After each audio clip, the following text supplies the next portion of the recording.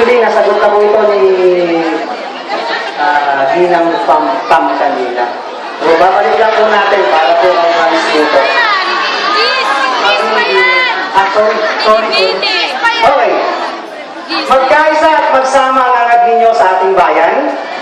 Bakit po ganoon? Taliwas sa mga nangyayari. Di po ba dapat ay ilahad ang plataforma kung paano ang kanyang gagawin o magagawa sa ikaunlad ng ating bayan?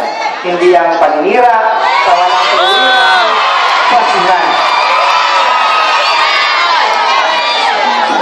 Ito po yung tanong na gusto kong sagutin.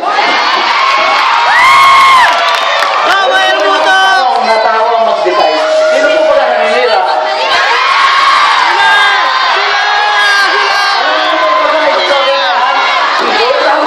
Pa lang, sinisiraan ako. Sinong na mga taon, sinisiraan ako. Sinisiraan ako. Sasabihin ko kayo na isa.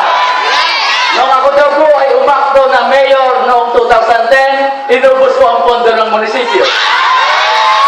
Ngayon, nung magpakita ako ng dokumento na halos ubos na yung pondo, pinagbibitahan ko daw sana magnanakaw. Hindi po ako nagbibitahan.